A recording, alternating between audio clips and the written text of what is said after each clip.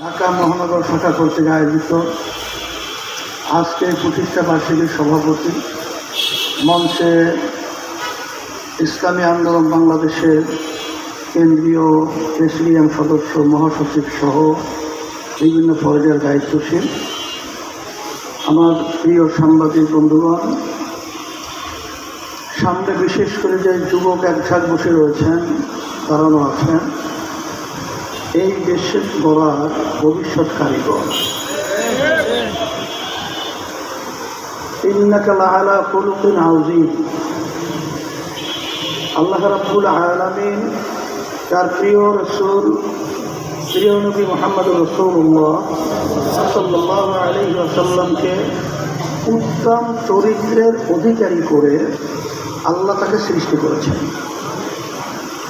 এই জন্যই আব্বাজান রহমাতুল্লাহি আলাইহি সহ আমাদের একটা মৌলিক গুরুত্বপূর্ণ স্লোগান রয়েছে,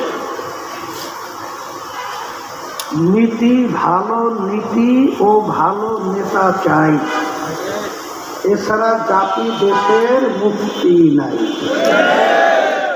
ভালো নীতিও লাগবে আর ভালো নেতাও লাগবে। এছাড়া বাস্তবে আমরা যে এই রাজনীতি করি, আমাদের যে লক্ষ্য উদ্দেশ্য কখনোই এটা বাস্তবায়িত ইতিহাস দুনিয়া কোনোদিন হয় নাই আর কোনোদিন হবে না। বর্তমানে বাংলাদেশে যারা নাকি আওয়ামী লীগ, বিএনপি, জাতীয় পার্টি সহ অন্যান্য নীতি আদর্শ নিয়ে রাজনীতি করে, তারা তো ইসলাম নীতি আদর্শ বাস্তবায়ন করবে এই কথা বলে তারা রাজনীতি করে না। কিন্তু আবার কিছু ইসলামের নামে দল রয়েছে। আমাদের গ্রামে একটা বড় প্রবাদ বাক্য রয়েছে, একেবারে দেখতে কালো, নাম দিয়েছে ধলা মেয়া। কিন্তু আসলে ধলা মেয়ার সাথে বাস্তবে তার কি মিল আছে? তাই ধলা মেয়া করে যদি কালো মেয়াকে চালানো হয়, তাহলে কালো মেয়া কোনোদিন ধলা মেয়া হয় না। তা ইসলামের নাম দিয়ে যদি বিজাতি এবং যেটা নাকি বলা হয় অনৈতিকতা, উচ্ছৃঙ্খলতা, ধোঁকাবাজি, মিথ্যাচার, এটাও কোনোদিন ইসলাম হয় না। এই জন্য আমি বলবো, আজকে বাংলাদেশের মধ্যে একেবারে দিনের মতো পরিষ্কার হয়ে গেছে যে বাংলাদেশের ভিতরে আল্লাহর রহমতে আপনাদের দোয়ায় একমাত্র নিষ্কলুষিত যদি কোনো ইসলামের নাম থেকে থাকে, সে হলো ইসলামী আন্দোলন বাংলাদেশ।